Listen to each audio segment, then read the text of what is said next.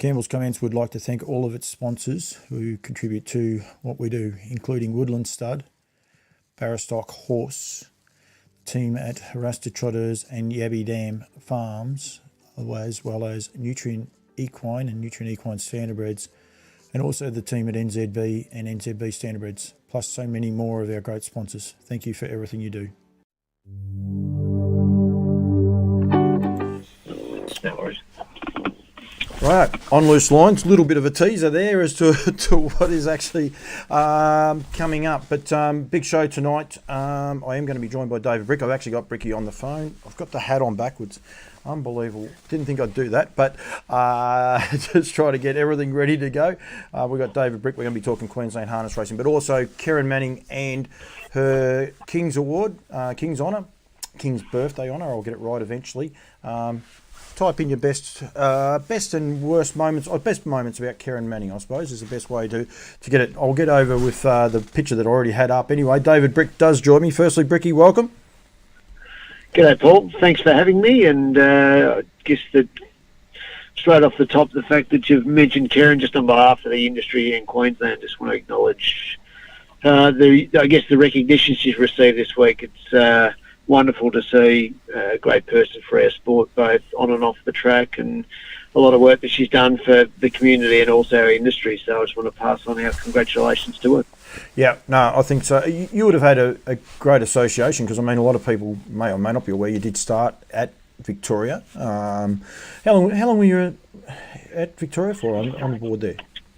Oh no, I was involved in the industry through HRV and all the clubs for 12 to 15 years, so certainly had an association and with Kerryn throughout that. So, you know, as administrator, you're regularly working with participants, and obviously Kerryn being, as she was within the industry, was someone that you from time to time certainly had to cross paths with. It's always a pleasure to deal with, and happy to provide her time. As we know, she's probably not someone that attracts the limelight or necessarily goes out and grabs it, but certainly was always more than happy to help out, and as we've seen, not just on the track, but her deeds off the track, and assisting with campaigns such as the Team Teal campaign, which has been great for our industry. Yep, absolutely. And yeah, she's an ambassador wherever she goes. I'm fortunate enough to call her my sister-in-law, but yeah, she's a great ambassador to the sport, and just does an enormous job, full stop. So yeah, I think she's a very worthy winner, and I think she's pretty chuffed about it all too, actually. So, which is,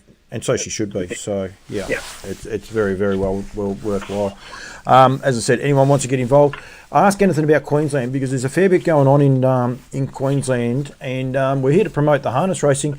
Bricky, I had a little look on the Facebook page. Geez, the government's getting right behind racing up there. A $3 million greyhound racing track just announced this week as well, I see. Yeah, no, I've been well and truly behind racing up here for probably the last 4 to 5 years. Been significant support from the government. There's sort of certainly been support prior to that, but the support we get from the government up here is, I think the industry is very thankful for that. Been very supportive. We've obviously had to, as a body, Racing Queensland, articulate and show that we're an industry that supports so many communities across Queensland, provides a lot of jobs, and supports the industry both on and off the track. So I think we're very lucky to have had that, and it's continuing to grow. And Bob, certainly from a minor coach perspective, from a harness coach and greyhound coach perspective, there's certainly a significant need for better infrastructure, and we see the Greater Brisbane Greyhound Centre, or now as it's going to be known, the Q.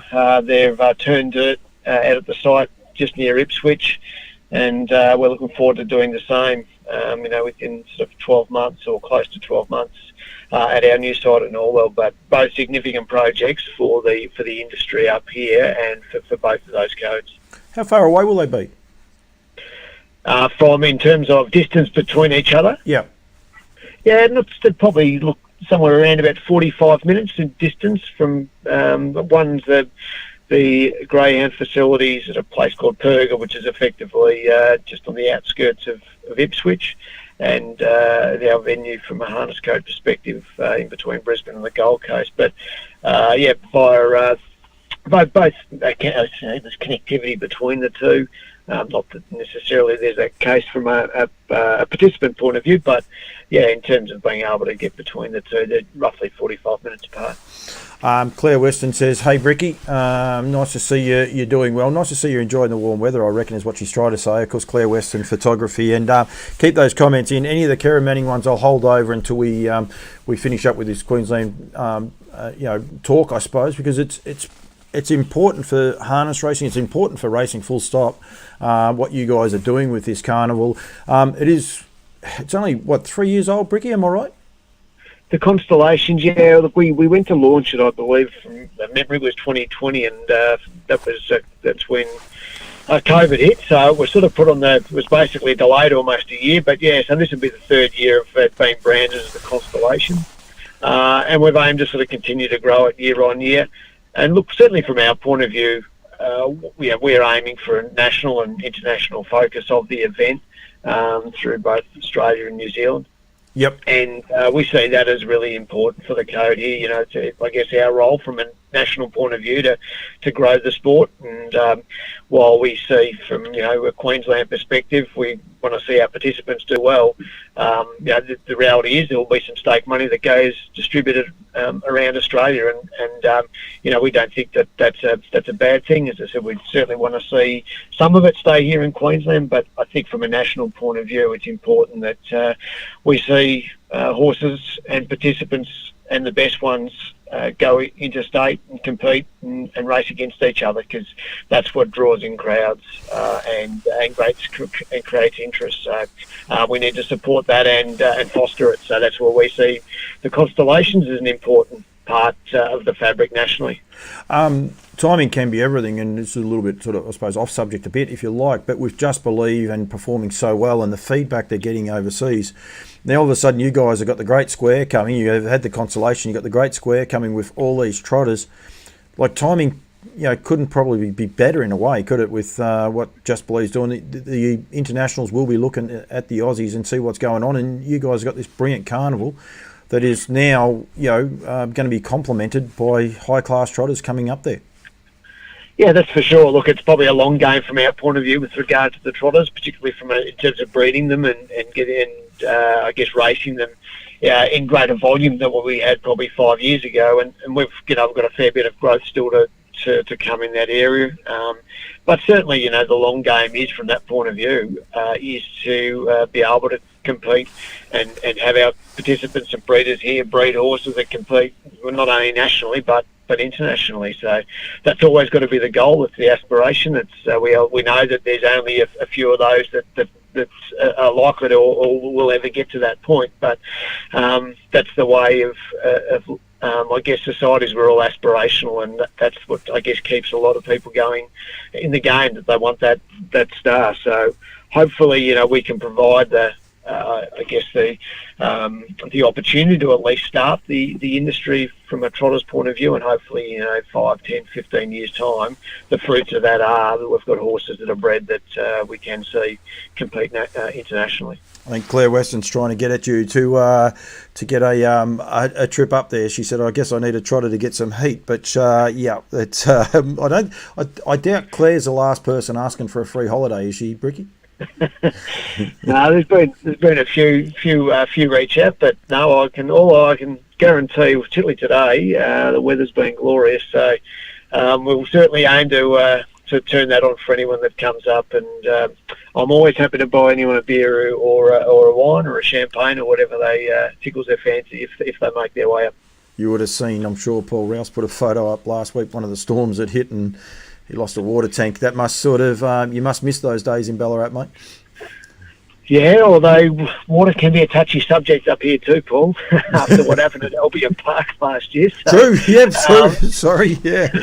So, look, we don't, we certainly don't miss that side of it. But, we'll enjoy getting back to places such as Ballarat, but not so much this time of year.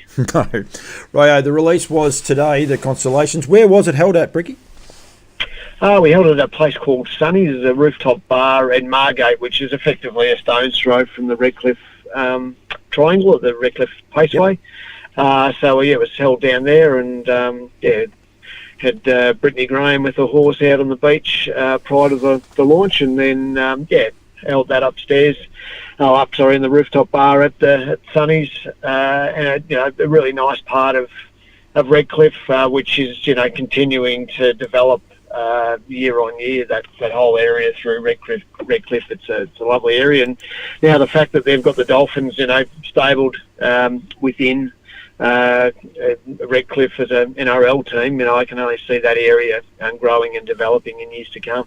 Absolutely. The beach itself looks sensational. Brittany gets some tough jobs sometimes. That would be a tough job in Victoria at the minute, standing in the water holding a horse. But she is a great ambassador for the industry. I think what she does do for the industry is outstanding. And it looks a very, very pretty part to be a part of. That is for sure. The buy-in, I reckon, from the people up there, Bricky's pretty good, isn't it? Like all the participants are aware what they've got to do to grow the sport up that way. Yeah, that's right. It certainly have been. They've been really good. Can they speak really highly of the participants here, and probably not just with regard to the carnival, but I guess a number of initiatives we've tried to introduce up here, and they've been really supportive in helping us do that. A good example of that's been our Trot Rod series. 940 metre races aren't traditional harness racing events, and certainly early days, there were some that saying, why are we doing this? But the buy-in's been really good from the industry up here on those type of initiatives, as they see that, I guess from a governing body point of view and from a club administration point of view, they see that we're trying to grow the sport, bring new people in, and that part of that, that they've, as part of the bargain is that we need them to help participate and support those type of initiatives. So, and as I said, I can speak highly of the participants here, and obviously with regard to the constellations, again, I guess early days there's always that trepidation from participants about, we're putting money into feature events. They're concerns about money that might go back over the border or interstate or to New Zealand, but there's certainly been I guess an understanding of that if we can grow that part of the business, it means the other part of the business is growing, which such as increasing stake money and your week-to-week races, increasing our Q-bred scheme, and that which really goes into feeding the everyday participant and their horses and the like. So I guess that's important that you've got both parts of the industry and they feed each other, that aspirational carnival aspect where we can get the industry and our participants up in lights, but also the day-to-day racing, which invariably does also drive the business as well. With the trot rods, sorry, Bricky, when you I suppose said about that initially, it actually became a real good TV sport, didn't it?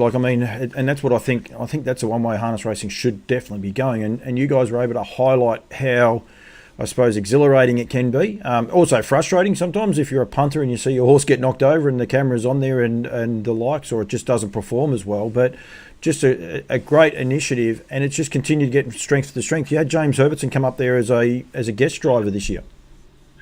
Yeah, it has been. It's sort of, I guess we see it as it's a bit of a shop front opportunity. It's 20 races out of close to 3,000 that we run, but it's an opportunity, as you said, to broadcast and showcase the sport in a different way, and we're really open about that. So participants and punters and that know that there's some different aspects to that series. Whether it be the camera angles, the smaller field sizes and the like, but it's really there, as you said, as a broadcast opportunity. We can broadcast the races with driver cam and drones and the like, and also has enabled us to trial some of those things in a way that we can then maybe fold into some of our more traditional race broadcasting, or as part of our carnivals where we now we offer drone footage regularly during our constellation. So it sort of works in two ways. One, trying to draw people in, but also an opportunity for administrators to trial some different initiatives and see what works and what doesn't. And we see the aspect of bringing in an interstate driver just as another element of that, of being able to expose Queensland harness racing to maybe some aspects or some parts of the country that mightn't be watching it traditionally on a Wednesday night. Yep, absolutely. TAB turnover on those events, Ricky? Yeah, no, they've been really good. This year was close to 3 mil wages on that on that night. So that's sort of basically this year. I think that's about the third highest Wednesday night that we've had so far this year. So just shows that people are willing to wager on that, even though it's very much not your traditional wagering or metrics, I suppose, in terms of field size. You know, you've got a field of 5 over a short course distance. So I think it just shows if you market promote, provide something a bit different, people are certainly willing to give it a go, and you know, the volume of wagering is good. And I guess the other side of it is it's something we're able to provide for the everyday horse as well, because there's $7,000 penalty-free races. So it's something that we're able to offer those participants, you know, at a reasonable stake level, and being penalty-free, that's why, you know, they're certainly attractive to them. Plus the added benefits that we add through the bonuses for setting the best time. There's sort of those aspects to it, but it also means that you're utilising your current active horse population. You're not necessarily having to go and try and attract the best horses around Australia and not promoting necessarily them. You're promoting the sport in a different way. Yep. Yeah, absolutely. Rightio. So the launch was today. You've got a huge meeting this weekend for Redcliffe on Friday night. Is it 2 more meetings for Redcliffe, part of the carnival? Yeah. So they have this Friday, and then their cup meeting the following Saturday. So that's their portion of the carnival. But yeah, the patrons purse on Friday night. Just speaking to some of the club committee there, that's the best field that they've seen at Redcliffe for many a year. The fact that you've got a Leap to Fame there, who arguably is talked about as the best horse in Australia at the moment, or certainly in the conversation.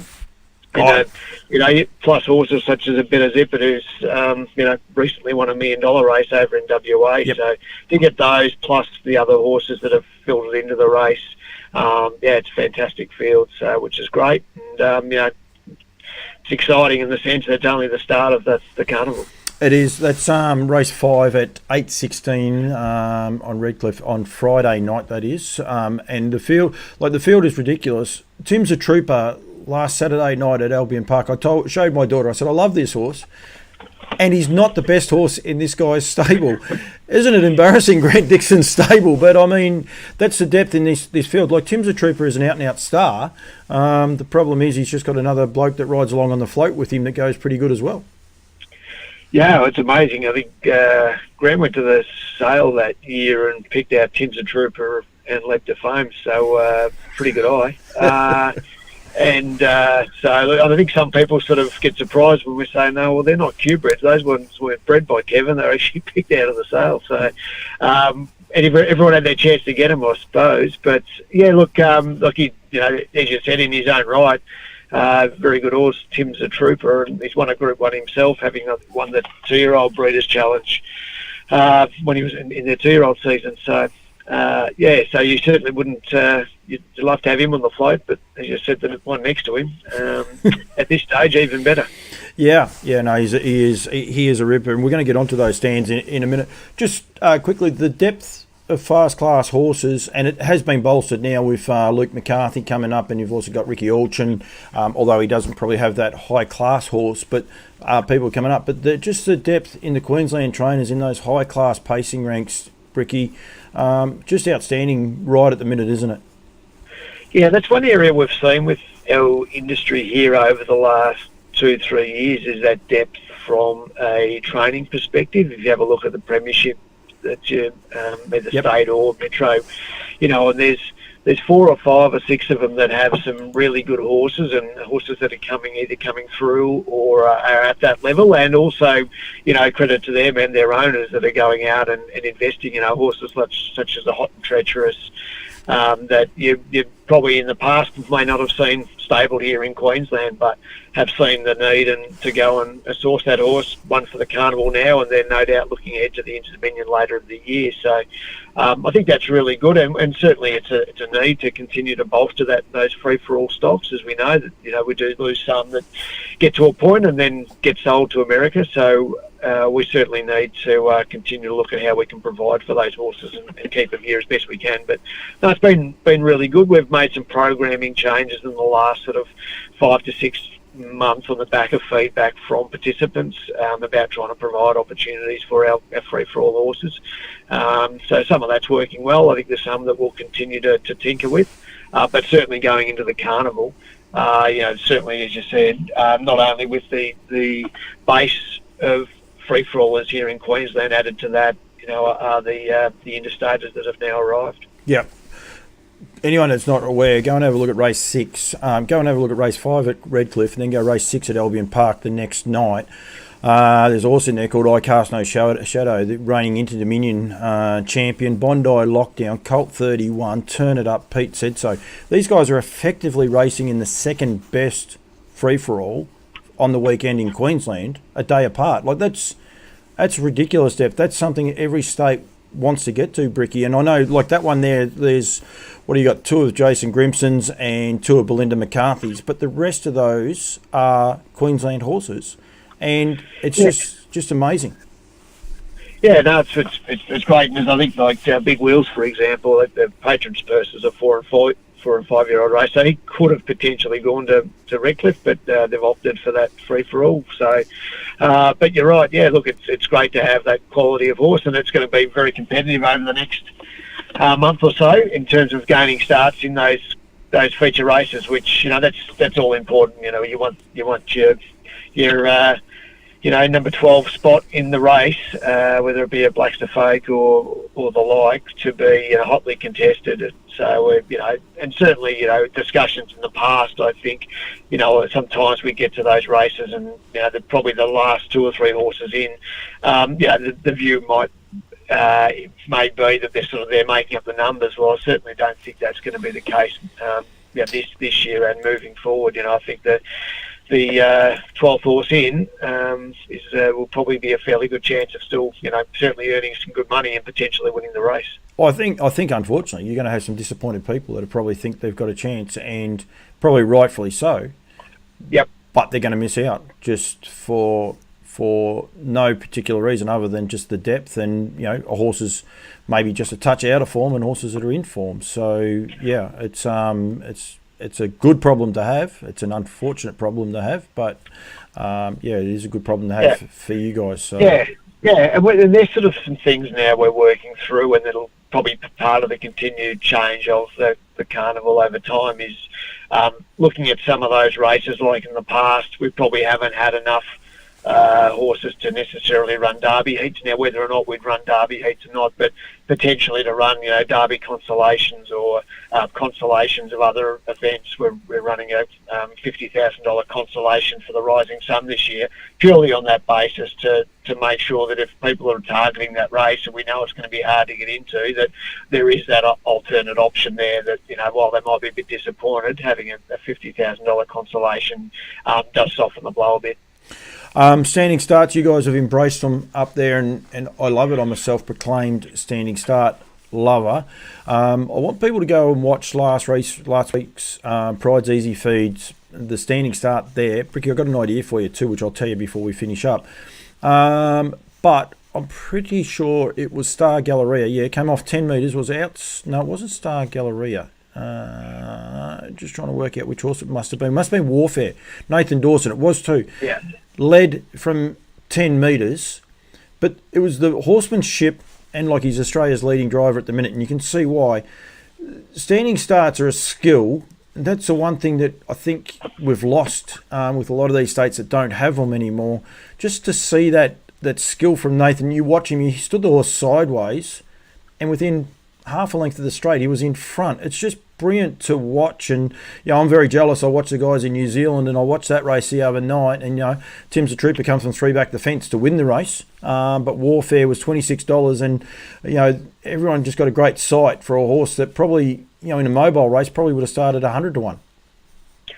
Yeah, absolutely. We see that the stand starts as something that we've offered sort of as a season. Last year probably didn't work as well as we hoped it would. This year's actually certainly improved, and we've seen a number of horses targeted, large fields, And I think part of that has also helped bolster some of those free-for-all fields that you're talking about, Paul, as well. Yep. So that's been, I think, from that point of view, wagering-wise, look, it doesn't wager as well as a mobile start if you had those horses racing in a mobile, but at the same time, we see it as an opportunity for the industry to provide other horses with an avenue. Some of them, look, as I said, target the carnival and say, oh, the stands are there, so I've got those options as well as some other races later in the carnival from the mobile. So we think it provides variety.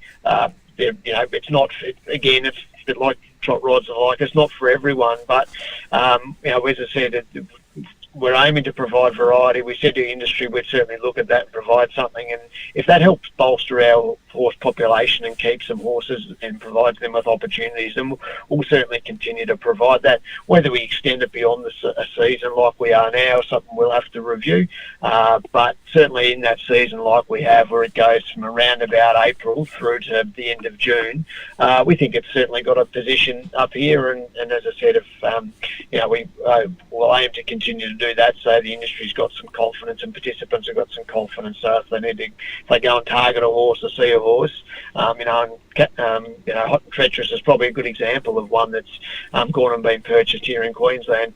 Maybe if we didn't have the stand start opportunities and $100,000 Redcliffe Cup, maybe he may not have come here. So as I said, I don't know that, but I think that's where it does provide that opportunity for some of those, higher class horses, because there are some alternate options where they can see some opportunity to earn stakes. You may not know the answer to this one, Bricky. Your Redcliffe Gold Cup's on the 24th, so that's next weekend. Sorry, not this. Yeah, 2 weekends time.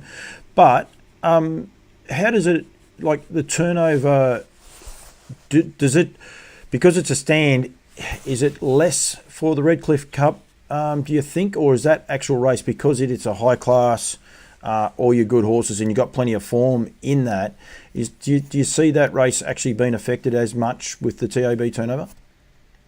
Look, I think, but certainly for the figures will show from our perspective that stand start races do turn over less than mobiles. There's no doubt about that. I think if you had a mobile race with 12 of those horses in it as opposed to the 15 that are in the Redcliffe Cup, I think you'll turn over more on a mobile event.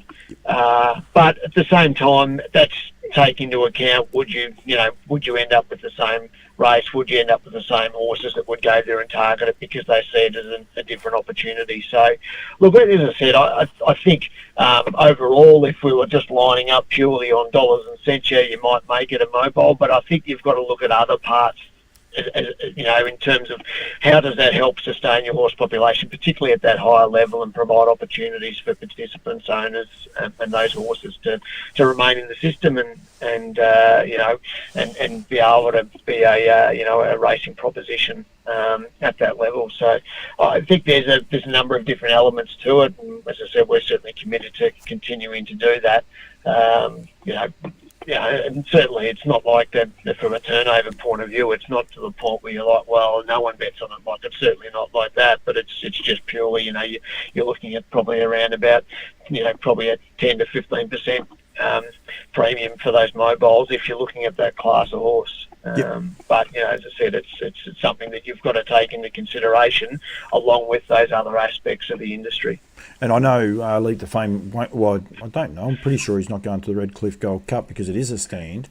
If it was a mobile, that would detract a lot of people from interstate potentially having to throw at the dice for a race, $100,000 race like the Redcliffe Gold Cup. So I suppose it's one of those things you can never really measure it up accurately because there's so many what ifs and maybes. That's right, exactly. And I think, given that the carnival goes over such a period of time, we do see it as an opportunity. In some regard, having a horse that goes through undefeated, that's great and probably builds that hero status. But on the other side, having races that participants see different opportunities for either different horses, or at least go, well, I've got this, this, and this to potentially, make an earn out of. So, I think there's all those elements that need to be looked at as part of making that decision on, having the stand start season as we do. But yeah, we certainly in terms of the support from industry and what we're seeing in terms of the horses and the numbers that are going there, we're really pleased with how that's going. And I think just one with regard to Leap to Fame, he definitely won't be at Redcliffe for the Cup. Only reason being for that is one of the conditions we do have, and is that the horses have to have had a start in the last 8 months, or a stand start in the last 8 months. So he, while he's qualified from the stand, he hasn't fulfilled that component. And obviously the last chance to be able to do that is actually on Friday night at Redcliffe, but in another race to the one that he's in. So anyway, he won't be there, but I'm sure there'll be a solid field regardless. No, absolutely. Claire Weston said there about Popular Arms Kilmore Cup being a stand and the memories that it was, and she's right. It's all about creating memories, and I think that's what you guys are more or less saying. If you were just dollars and cents, you probably don't run the stands, but that doesn't mean you lose on the stands overall, because it's what else happens with the racing and how it comes through. Yeah, absolutely. And I think there's, as you said, there's keeping those horses in the sport and providing that opportunity, and then going next week into a mobile start, and and ensuring that the field might be a 10-horse field as opposed to 6 or 7. There's all those elements that you can't necessarily measure if you don't have that opportunity there. And so I think they're the things that we, from our point of view, at least in Queensland, that we've been willing to give it a go. And as I said, the support's certainly been there for participants. We're encouraged by that, and we'll continue to have a look at it. I think the thing that we'll continue to work with, and this is always going to be the case around the starts. I think by and large the starts so far throughout the season have been good, haven't been marred by any major issues. I think there was a horse that did get might have been LL Cool J, and might have been the Flashing Red that was declared a non-runner because denied a fair start. But by and large, other than that, the stands, I think, there's been any major issues from that point of view. But that's always something that we'll continue to work with Curic on, because we do understand that's a pressure point, one from participant, but also from a punter perspective. Yep, no, definitely. I think well done to you guys. I think you're going great. Malcolm Sinclair, I'm going to get to yours in a sec. One thing I want to do, Bricky, firstly, before we get too far into the horses and that coming up, there's also some great opportunities when you're up there for the Winter Carnival. You've got the Golf Day. I'm a bit worried you've got all Queenslanders on the pictures of the Golf Day, and I know Brad Steele's there. I think there's a large contingent of the New Zealanders getting involved, but I know it was very, very popular last year. The Dalgettis were there, and Nathan Purden, I'd almost forgot his name. That's getting into being part of what this carnival is as well, isn't it? Once it really starts to hot up, it is a full-on carnival atmosphere. Yeah, we sort of saw the opportunity, given the way that the calendar's structured now, and we understand, we're able to make use of the better weather up here. Granted, at night it can still get a bit fresh, but certainly during the day you're able to make the most of it. And so we sort of see that as a string to this carnival's bow in terms of being able to attract people here, and whether they be those that are racing in Queensland or those that are interstate or New Zealand, that hopefully there's an opportunity there for people to come away. Yes, race your horse. That's certainly competitive and important, but also enjoy, I guess, the social side of the track and catch up with people maybe you mightn't be able to get a chance to, just because of we know horse people, we've got to work the horses at daily and do all that, so it can be difficult to get some time off. So we're hopeful that as a carnival over time it can grow and provide that as an opportunity, and so it's certainly been an important part that we've aimed to work with the clubs on, is providing some different opportunities that socially means that they can participants and owners and the like can get together and have a bit of fun, as well as the racetrack. So as you said, there's the Golf Day. There's also a bus out to Marburg, which the clubs are working collaboratively on. So Marburg hold a feature race meeting during the carnival, so it's sort of a lazy sort of Sunday initiative that the clubs are putting together, and a trip out to the country. And then we've got the Calcutta, which was developed last year, and Ladbrokes have jumped on board this year. Was really successful last year, and looking for that to be the same. So yeah, it's we're always open to suggestions as to how we can continue to improve that, but we see that as an important part of the carnival. Looks like you're going to have 2 golf days because that one's already sold out. So if you get inundated with more people, Okay. you might have to put it somewhere else. Brad Steele's just chimed in there. The other one I did want to point out, and I think this has 2 sides to it: the home straight enclosure, and there's dining packages and that there, and it looks pretty cool. The reason I wanted to point that one out, though, is because of, I suppose, if people were there last year and the year before, there was a lot of construction, I suppose, around your home straight. That is all gone now. All the scaffolding and that has been taken down, which I'm sure you guys are rapt about, and that opens up more opportunities, if you like, on race nights. Yeah, that's right. The infamous caller's box that Chris has put up with for over 10 years has finally come down, and a new one's been put up. It's funnily enough for him, he'll have this one for 2 years, and then he'll have a brand new one again at the new centre. So he'll have been in that one for 10 years, and then within the space of 2 years he'll have 2 new ones. But yeah, so it's good. That was unfortunate, a bit of a unfortunate eyesore. It certainly did its job in terms of from a broadcast and judging point of view, but yeah, it was not ideal to have that on track. So yeah, it's good now that we're able to offer, that type of facility there for Chris and our judges, and certainly makes the venue look a lot better. Hopefully they put the new one straight. That'll take out a lot of the hassles, won't it? Yes, that's right. So. Rightio.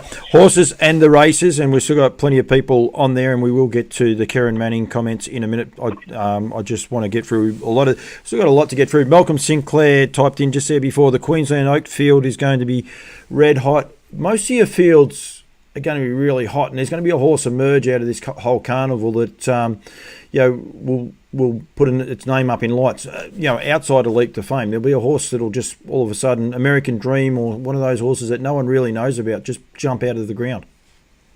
Yeah, I think that's certainly right. I think there was a horse like last year out of the Oaks, Soho Historia. Yep. And she's gone on to build quite a good career since that time, and I think you're certainly right. I think that's sort of been a bit of a path that the thoroughbreds have sort of led from that point of view.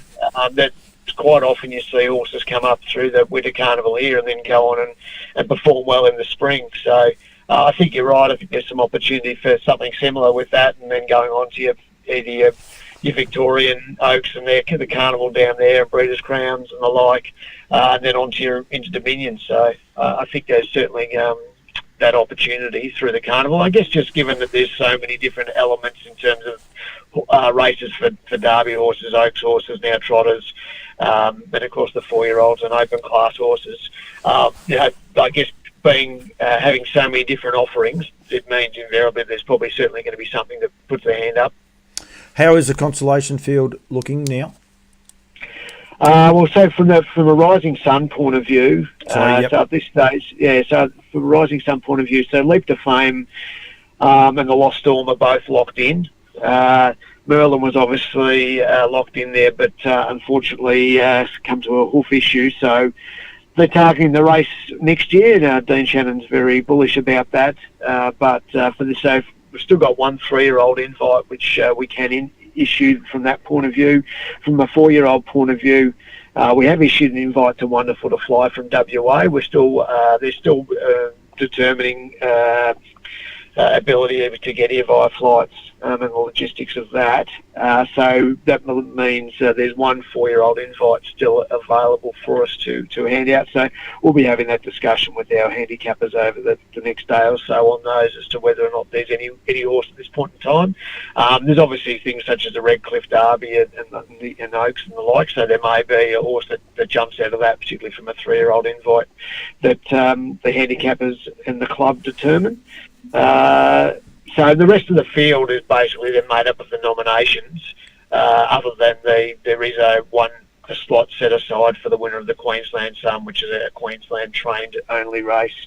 That's run the Saturday before the Rising Sun. So that's sort of where the Rising Sun sits at the moment. That was a race that was sold. The slots were sold at the Nutrien sale. No, that's a different race. So that's the Hayden. So that's So the Hayden's run the week after the Rising Sun, and that's specifically for Q-bred 3 and 4-year-olds. and the winner of that will then go on to represent Racing Queensland slot in the Eureka. So yes, yep. So that's a pretty good carrot for again from a local participant perspective. So we're looking forward to the inaugural running of that, and we've confirmed that Matthew Hayden will be on course on that night of the race, which is great, and it's super that we've been able to get him involved in that race, and I guess overall the Eureka. No, absolutely. I think the one thing about it, you've got so much actually going on. It must be good for you in a way, but it also must be, I suppose, tiring. It's a bit of a headache, Paul, to be honest. No, look, it is great. It's really, it's really important for us, and we see it as, you've got to build these things, you've got to continue and sustain them.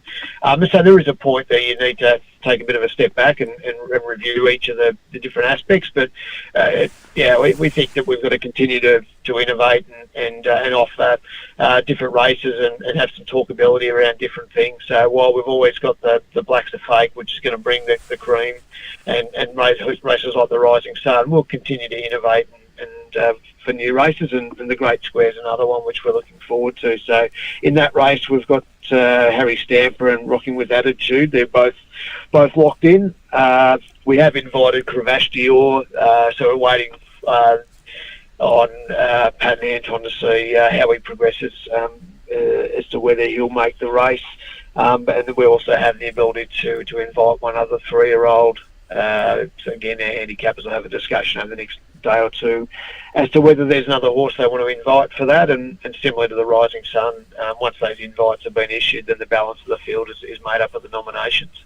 Yep. I'm going to do something with Rocking With Attitude over the next few days, which actually it'll be early next week, but hopefully promote the fact of the trotters going up there as well, so something a bit different left of field. So look forward to bringing that, and hopefully it does complement it. You also got the Trotters Derby and the Trotters Oaks, so I mean the ability to get a 3-year-old trotter up there with some class is going to be pretty easy, I would imagine, with the lure of those races on the table. Yeah, well, look, certainly again that juvenile trotting aspect was one that both through the club and RQ as part of our review last year that we identified that we were weak on, I suppose, in terms of opportunity. So they've been the additions or central additions to this year, and we'll then look as to how we can develop those. Moving forward, those opportunities, and hopefully from a stakes point of view. But we think having that opportunity there for the 3 and 4-year-olds that are through the Great Square, and then having the Oaks and the Derby, and separating those as well. So it does provide an Oaks horse such as Rocking Up With Attitude to have a go at both, and bolster the field in particularly the Derby. Yep. Is something that will, for now anyway, we'll continue to separate so we can get as good a field as we can. Don't expect you to answer this, but I'm just going to say I hope you're talking to Chris Lang. I mean, he's got Courage Stride that could go up there, and there's a ripping horse in himself. There's not a worry there.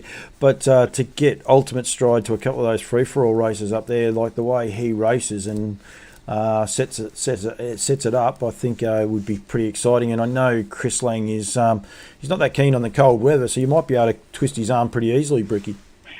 Yeah, and he's good at promoting things too. So it'd be certainly be great to get Chris up here if he chose to do so. The better horse flesh and as good a participants as we can get, that's what we're aiming to do. Just quickly, Bricky, I will let you go because I know you've got to go do a daughter pickup shortly. But the stabling, there is the stabling, potential stabling, I suppose, at Albion Park for people if they are looking at campaigning horses. I would imagine they would fill pretty quickly though. Yeah, no, there certainly is. So last year we did have some temporary accommodation there, and I think out of the stabling there, Jason Crimson and Jack Trainer, I think Train maybe the winner of the Golden Girl and the Blacks to Fake out of there, but that was only really a temporary and a bit of a toe in the water. And so this year, in conjunction with the club, there's been some more permanent stabling put in.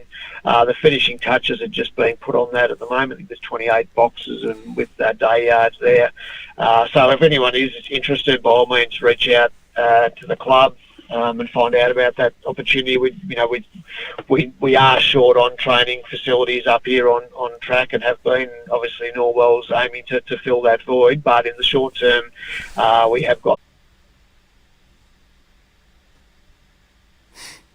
Rightio, so now it's telling me we're back up. I haven't shut anything down. I'm just going to hope everything kicks back up. Do apologise for that, and hopefully people are still watching. A little bit frustrating that, to say the least. Just waiting to see. Yep, okay, so that has picked me up on Facebook anyway, and I'm just going to see where I'm up to. You're going to hear some back chatter here. Watching, a little bit frustrating that. Yep, rightio. So Facebook has picked back up, so please, hopefully everyone is still watching. Joe Pace, hello to you, my friend. No, Claire, you didn't do it. Unfortunately, I don't know what actually happened then, and Bricky dropped out, but I will let Bricky go anyway. I think it's a huge carnival that they have got coming up in Queensland, and it is going to be a lot of fun. I know Joe Pace is going up there. Joe will have to come back with a Q-Bred for Life hat. I've got no doubt about that. And I did notice Angos were watching there, Claire Weston. You're doing a good job at promoting this, and it's going to be a super, super carnival. Brad Steele's on. Brad's always very good at firing some of the questions in and promoting what I do, so I really appreciate that. I've had quite a few people drop off. Unfortunately, I do apologise for that, but it has picked up. Don't know what happened then. I didn't actually touch anything and it's come back up itself, so that's fine. Brad Steele, right on cue. Telling Joe Pace it's 25 degrees. Joe was at Bendigo last night. Joe knows what cold weather is like. Right, still got plenty to get through with the show. Don't forget, if you're on YouTube as well, you can get involved. We're going to talk about the Kerryn Manning, what makes Kerryn Manning who she is as well. So I do really appreciate David Brick. Actually, I better take Bricky off the shot there. Barb from Sedgwick on this is on the YouTube feed. Kerryn's recognition in awards is very well deserved, and it's fabulous to see someone in our industry included in these honours, and I think that is pretty well said from most people. I've got quite a couple. We'll go back right to the top. Jeff Dixon, who contributes to Campbell's comments quite a lot, firing questions in, and I appreciate everyone that does. How's this 1995 a baby face? Kerryn Manning travelled to Norway with Night Pistol, won the Harley Davidson Trot, a great achievement. Go to 2015 with Arden Rooney winning the Kaikoura and New Zealand Cups. She's a legend of the sport, and well done. I think you covered off on them all. I think the great thing, or the one thing we forget about Night Pistol winning the Harley Davidson, he went across there for the elite lot, but he got travel sickness. But Kes was over there and was able to get him right, and with Dad's help, and couldn't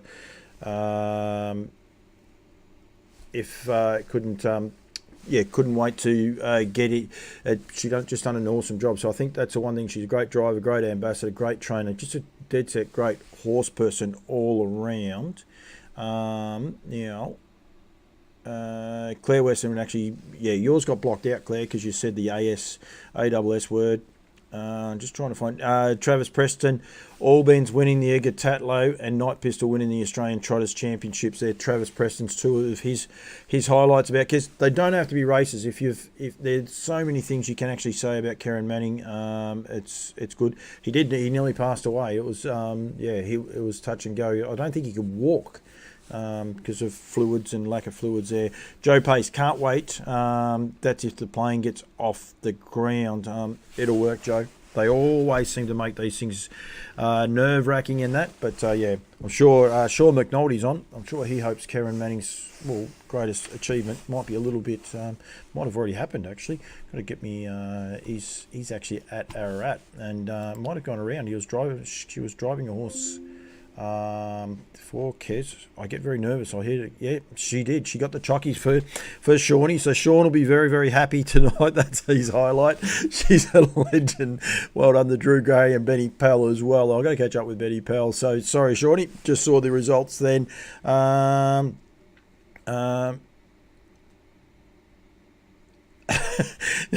Pace.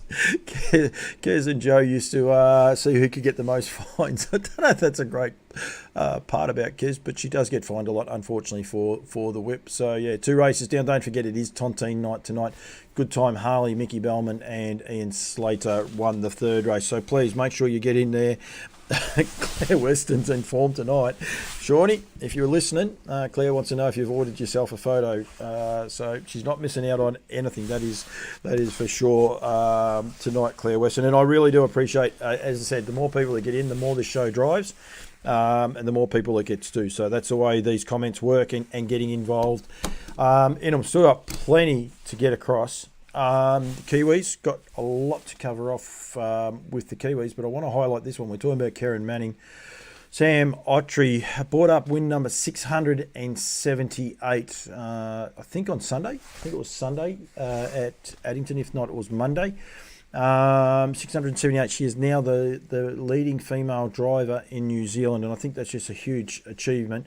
On a night where we're saying about Kerryn Manning and her highlights, and she's driven over 4,000, Kezi has. Sam there's 678. But there's so many Kiwi girls in New Zealand now that are just doing an awesome job. And Sam's one of those. I've been fortunate enough to do a few things with Sammy over there, and I think hats off to her and well done to her for everything that she's been able to achieve. While I'm on the Kiwis there, Harness Unhinged is a Facebook page. Nigel Armstrong goes there.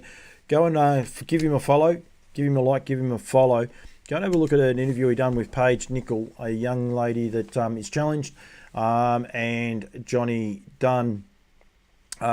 Basically, and Nigel get involved with Paige, and they help her, and it's just a good story, and it's good backstory. They catch up with the grandmother, and a lot of what we see in there is what makes harness racing so good. So going from there, Claire wants to go to Queensland because she needs to buy firewood, so that's all good. The other one is Johnny Turner and Southern. It's Southern Harness. With Johnny Turner, who's another page to give a follow to. Watch the interview with Ginger Woodhouse, a real character.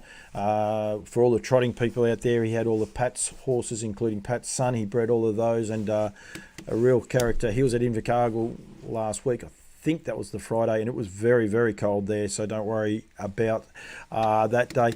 And just a little note, Benny Hope is over here at the minute. He's driving at the minute, and I should have caught up with him last night. It just got a bit cold.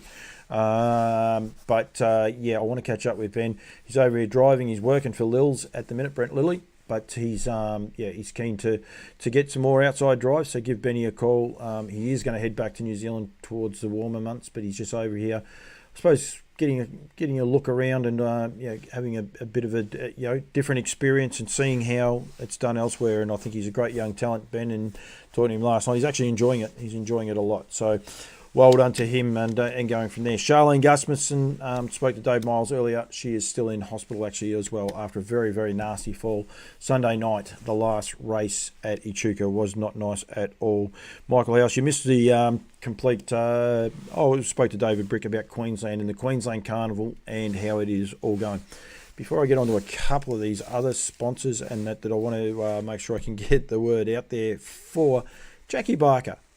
Unsung, I suppose, person in our industry. She does plenty. She, of course, does heaps with the hero horses and the rehoming of the likes. If you had $1 each way on Jackie now, and she's had a few play ones that have missed. Last Saturday night, she won a race at $71. Last night at Bendigo, she won a race at $81. And in the last race last night, she ran second, and it was $61. I don't know what it paid the place. Probably paid about $5, $6 a place. Have $1 each way on Jack, I'll tell you. She's flying. Absolutely going enormous. So, yeah, she's a great asset to the industry and does a terrific job. Michael Epps, Anthony Portelli, hello to you guys. Don't be scared to come in.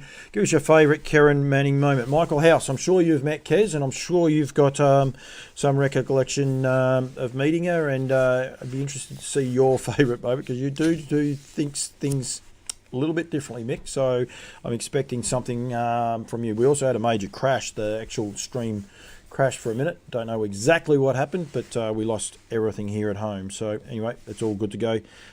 She did drive my horse good last night, Jeff Dixon too. Thank you very much for that. The Nutrien and the Winter Woolly sale finished up last week.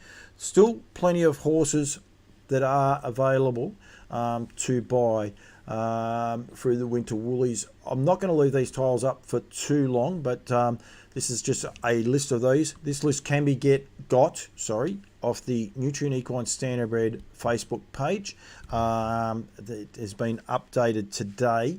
So, yep, you can go there and view all of these horses. They are still there to buy. The reserves have been announced, and you can get in touch with the guys there with all of these horses. There's been 2 since I put that up. There was 2 actually sold. So, but yeah, if you want to get in touch, there's everything from weanlings to broodmares and the likes. That is with Nutrien, and you can get in touch. Got to go the right way with Gemma Smallman on 0447 356 459. That is 0447 356 549, or Mark Barton on 0419 488 256 if you're in any inquiries in regard to the Nutrien horses. And as a part of Nutrien as well, they are also, why did that not play? There it is. Didn't want to play the first time, but this is the Europe property, and it's not playing. It's it played all the time before, and now it doesn't want to play. Let's just see if we can't jog it a bit and just see. Nope, it doesn't want to play. Make sure you go to the Europe, go to Nutrien Facebook page, or their website, or get in touch with Mark Barton if you like in regards to that. But I know there's some big announcements happening in Wagga in the next week or two, so just a couple of glitches in the system which is driving me a little bit nuts here tonight. But nutrienequine.com.au, or give Bardo a call, 0419 488 256. Beautiful property, water walker, all undercover, 850 metre track, paddocks. I think it's 100 acres plus. It's the original homestead farm. It's just a beautiful place. That played every time I pushed it, and for some reason tonight it just does not want to play the game. Anyway, make sure you go and check it out. And it was there. I did do a stable chat with Rod there. My favourite Kes moments are catching up to chat about reality TV. Yeah, she does love it. Pull a funny face when she sponsors the pony trots. Absolutely. Shout out to decent internet company, Paulie.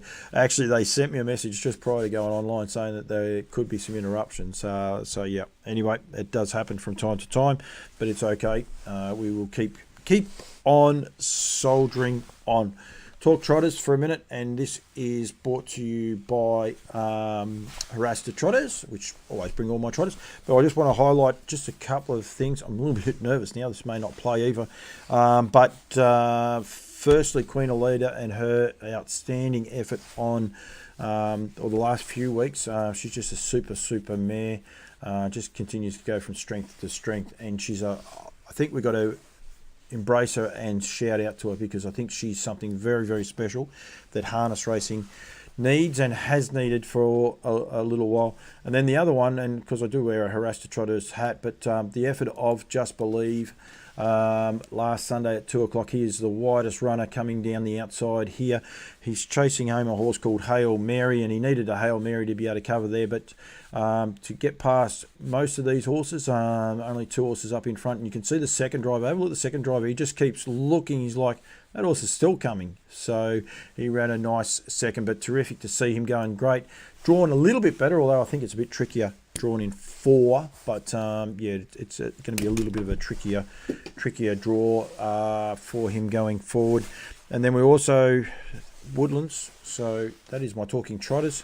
I've been going for a while, but that is Just Believe. Don't forget, if you need anything about Harasta Trotters, go to harastatrotters.com.au for all your trotting needs and beliefs. Caitlin Wilson is on there. Caitlin, I gave a shout out about mum there before. She's still in hospital. Beck Morrissey is on there. Hello to you, Beck. While we're on the trotters too, Katrina Fitzpatrick at Shepparton. Just got to get this computer up here for me very quickly. In the Marupna, I reckon it was, Trotters Cup. She won it. and ran third. And I think, well done, yeah, Marupna Trotters Cup. And she ran first and third there with Kai Valley Surf Rider by Love You. Had a focus on me, and Dream Over, who is a Harasta Trotters horse as well. And I am sure Katrina would have been in full voice all night. I doubt she would have left Shepparton at an early stage, knowing her and the way she enjoys her horses and enjoys winning, and she just enjoys going to the races. And we need that. We need the passion. We're not going to bang on about what we need in that this week. We'll leave that for another week. Get Mickey Mouse ready to go for that as well. Just making sure I've gone through most of these things. My friends at Woodlands, don't forget to go to woodlandsstud.co.nz to make sure that you can see everything that is going on at Woodlands. But Lather Up had his first runners and winners in Venice Blue Chip. Won at her first start at Northfield Park. So great to see Lather Up, who stands in conjunction with Lower Long Farms in Kyabram there. Kath McIntosh, of course, Lather Up will be standing there. He's obviously Vic Bred eligible, and the likes he's actually stay in tax eligible as well, but that's okay. 2 minutes, that horse won. And keep an eye out for What the Hill. He's doing huge things in New Zealand. They've got a couple of nice ones here in Australia. In America, he's actually got an absolute jet, and it is called Jet Hill. Trotted 52-2 the other day around Ohio, winning their size stakes final. One word I can never get out, Ohio. But yeah, absolutely flying is that horse there. So, yep. Anyone else want some more Kesi moments, please get involved. But if you don't, that's okay. I've pretty much gone through most of what I wanted to see. As I said, it's Tontine night tonight at Ararat, so make sure you tune in and watch the Tontine, both the Trotters and the Pacers. I think the Trotters won't be too far off going around. No, it's actually the Pacers. They go around at 7:30, and then at 8 o'clock we'll have the Trotters. Gail Crisp, I worked with the medical crew and chased the horses around, got to know Kerryn well. Just recently saw her in a very short dress at Melton. Wow, she's got legs. Well done. She'll love that. Well done, Gail. She will absolutely love that. I've got that here. Sorry, there was more things too, Jeff Dixon, and you are spot on. Well done to Lochinvar Art and the ladies in harness racing as well. But Tritton, all of a sudden her name's left me. Lauren Tritton and Lochinvar Art winning the Invitational there the other day. A couple of people have been saying it's Group 1. It's not a Group 1. They're Invitational races, and you've got to be informed to get into those races. And he was clearly in form, circled the field and got down the outside, and it pretty much opens up. I was talking to a guy earlier on, and it opens up the field for a few more races over there, including a couple of races potentially at Woodbine going forward as well. So that is for Lochinvar Art. And I did notice Donna Castles was on earlier there as well, pacing for Pink. I called into Ararat last week and caught up with Sharon from Ararat, where we and just did a bit of a talk. I think they announced how much they have won on their Facebook page, which I can't get to because I've got too much stuff going on here. Not how much they won, how much they earned, but I will be catching up with Donna in the next couple of days or weeks, and once all of that is finalised, and give an overall total of that. But Juanita Breen, who does a lot of work behind the scenes with Pacing for Pink, took out the 1,200 metre race at Melton the last Saturday night with Raw for Roscoe. So well done to you, Neats. I think it's an awesome effort, and again, another lady in sport that takes everything in a stride. I was fortunate enough last night to be doing some video footage for Harness Racing Victoria. Tune into Trots Vision on Saturday night. They'll be doing a bit of a special on Kesi and the likes, and got to speak to.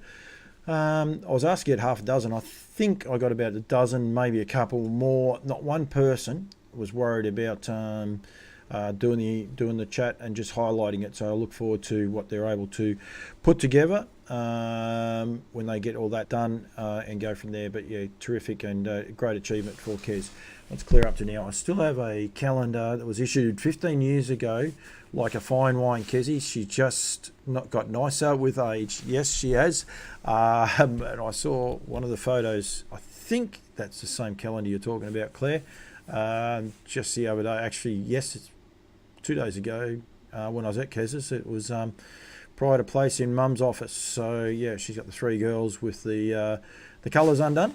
But very, very tastefully done. But a lot of people will know about it and remember about it there a while ago. Michael Pridmore, hello to you, Michael. Good to see you tune into Campbell's comments and on loose lines.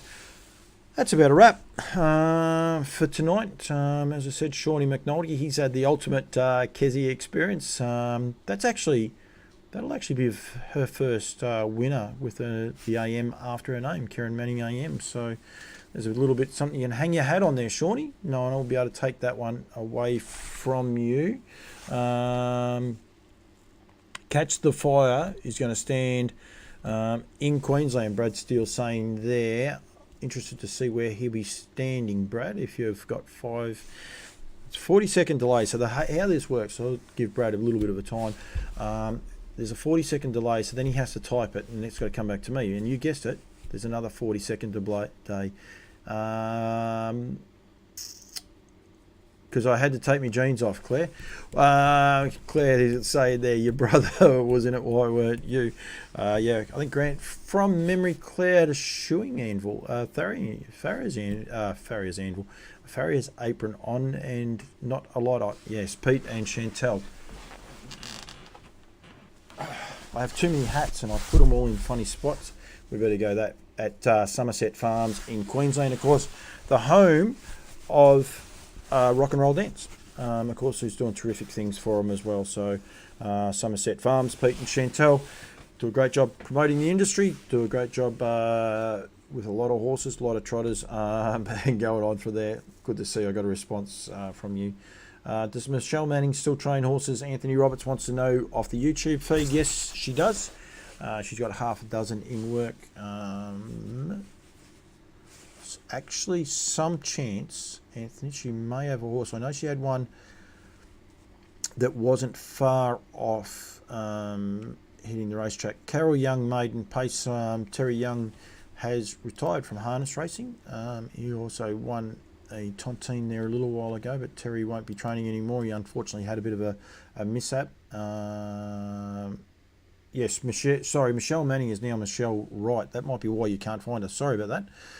I'll tell you what, I'm going to have to put Claire on a commission here. She's doing an awesome job, but I do know she had a couple of horses that were getting closer, because I also masquerade as a horse dentist, and I've done their teeth the other day, and I thought there was some chance. No runners tonight.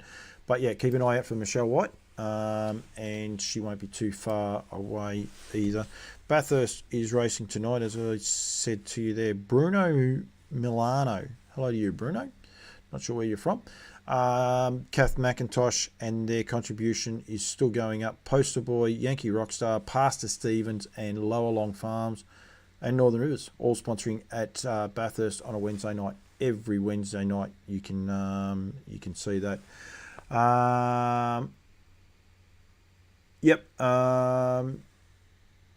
Carla's Pixel is actually out on the market now. Sad to see Shannon getting out of the industry with a beautiful mare.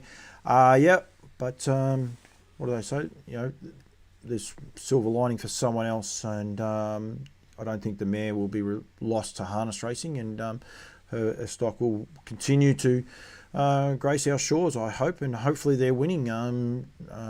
Good luck to Connections. I forget the people's names, but Nathan Jack is actually training Richie Rich, as he was affectionately called now, and I'll catch up with Nathan at one stage. But of course, an Australian record hold here in Australia, sold through Nutrien for $277,000. So she's on the market.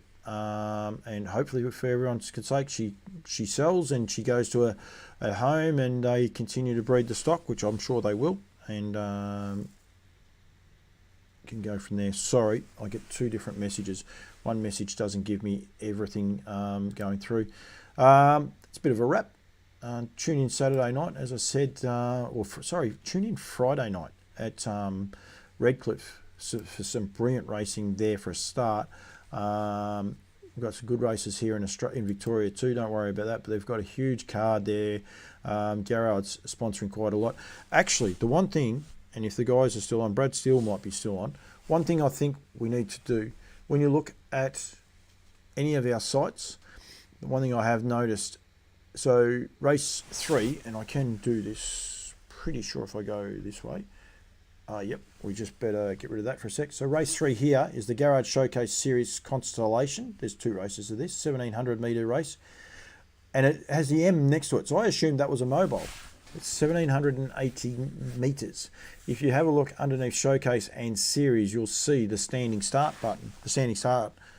I believe we should have green underneath those, or red, or something. I believe we should try to do something that makes it stand out that that is actually a standing start race, because I'll switch back to this one here and you'll see that it is a mobile, Paces mobile underneath. So when you know where to look, it's easy to see it, but you've got to be able to look in the right spot. And I just think for trying to attract new audiences and new people to our industry, I believe that is one thing that we probably can do. Highlight the fact that they are stands, don't hide from them. And also make sure that people are aware of them and get involved. So, yeah, just Stanko Horvat. Hello to you, Stanko. Not sure where you're from, mate, but thanks for joining. Daryl Drury, sorry. Wonder if you're related to David. Ladbrokes Red. That's the other thing too, Brad Steele, while you're on with Queensland. Huge news yesterday, I think it was, with Entain and Ladbrokes, Dean Shannon, their huge commitment to greyhound racing in New South Wales is terrific. They are here to stay, Ladbrokes, Entain. They're having a crack.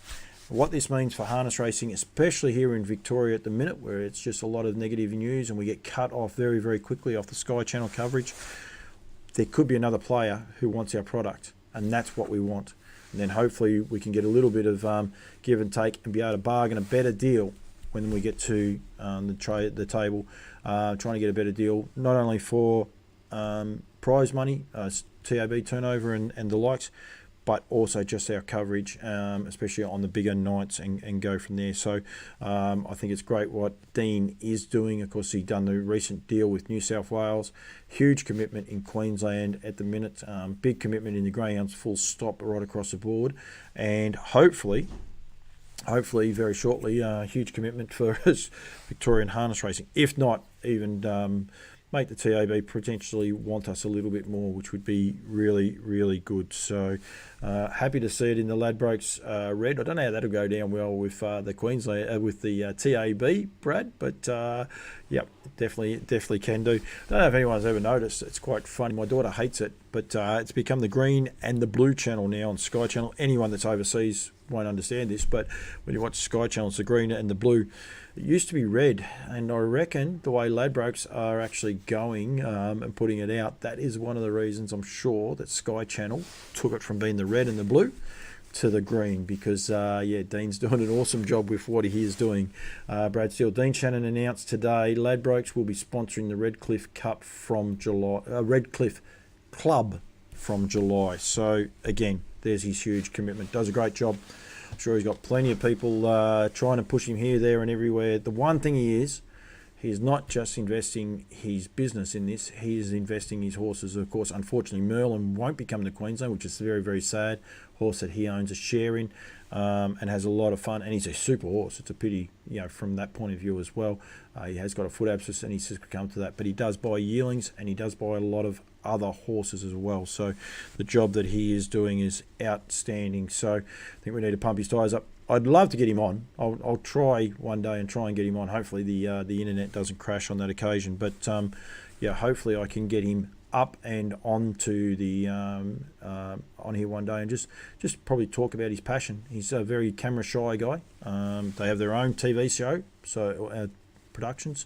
So I'd say my chances are probably 100 to 1. but I'll give it a crack. I'll catch up with him somewhere and see how I go. Might be able to get him on live and be able to answer some people's questions about the direction in which Entane's going. So, yeah. Rightio, that's a wrap. Got to go and have some tea, sit down. Don't forget the Tontine time on Tontine is 15 minutes away at Ararat, so make sure you tune in and watch it. New horse with Nathan Jack. Who's got the new horse? Every time I go to hang up, he keeps coming back. Skinny Dip. It's an interesting name, that's for sure. Bradley. So I'm not sure who owns that one, but yeah, he's a bit of a tease tonight, young Brad. He's been very, very cheeky just right at the last minute. Susan Hunter is watching. Hello to you, Susan. Good to see you tune in, albeit that I'm about to sign off. Tony Valemic got the cash last night. Well done, Tone. Stacked them. Didn't worry about anything and just racked them up and got the chockies. And it's great to see you still in the industry. We need more people coming back into the industry than leaving away. A Queensland owner owns Skinny Dip. Obviously not going to divulge that one just yet, Brad, but we'll get around to that, that's for sure. Good name anyway, I like that, Skinny Dip. Claire, Bear, always good to see you. Don't forget, any race winnings you get here in Victoria, contact Claire Western Photography for all your photos. Claire's never there. She sends Ian to the races. He takes the photos. Claire takes the cash. That's how it works. But they do a great job. Also contribute to Pacing for Pink and plenty of other things. So make sure you get involved and look after Claire. Brad Steele, thank you very much for joining in. Thank you to everyone else. Rhiannon Park, just there right at the end. Just going through very, very quickly. Claire, geez, you put a lot of words in here tonight. That's for sure. Jeff Dixon, as always. Gail Crisp, great to have you on, and please don't be a stranger, Gail, anytime you want to get involved with the show. Travis Preston was also on. Joe Pace, as always. Shawnee McNulty, he'll be getting ready. He won't be listening right now, Sean, because he'll be on the track with Parisi and what's her name's driving that? Taylor French. So thank you very much to everyone that has got involved. I really appreciate it. As I keep saying, keeps making the show. And Claire's going to Ballarat tomorrow. What a mistake that is.